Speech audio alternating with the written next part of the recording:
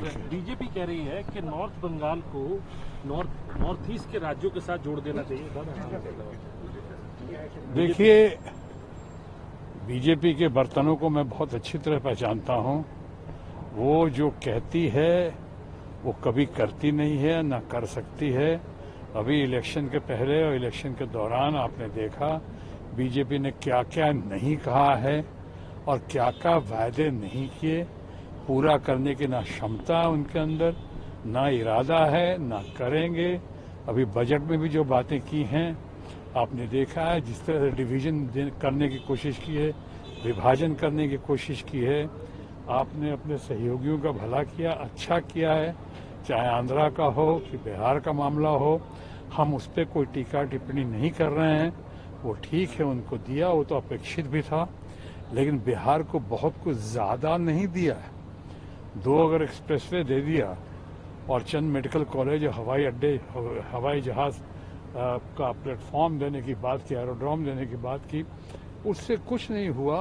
वो कुछ नहीं होगा ज्यादा, क्योंकि ये मांग बहुत पुरानी थी।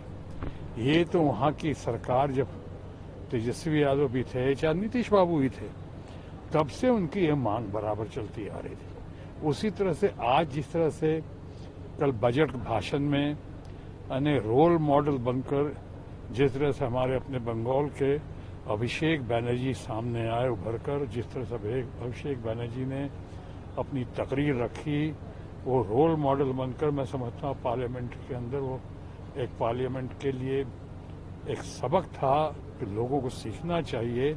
जिस तरह से इनके विभाजन वाली शक्तियों का, चाहे विभाजन की हरकतों का जिस तरह से उसने ब्यौरा दिया है, जिस तरह बताया है, तो इसलिए लगता है अभिषेक बैनर्जी की बातों से भी घबरा कर अब वो लोग तरह तरह की बातें कर रहे हैं कि उसको जोड़ना क्यों भाई, कैसे जोड़ना चाहिए, तो कह रहे हैं अलग कर देना चाहिए।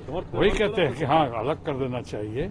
ये सब कौन कह रहा है? किसके अंदर शक्ति है, क्षमता है, अकल है, इस तरह की बातें कर रहे हैं। मैं इन बातों पर ज्यादा रोशनी नहीं डालना चाहता हूँ और ना इन बातों से मैं सहमत हूँ। जनादेश का अपमान कर रहे हैं, ये कह रहे किरण रिजिजू साहब कि विपक्ष जनादेश का अपमान कर रही है। किरण रिजिजू अच्छा आदमी है, लेकिन उनकी मजबूरियां हैं।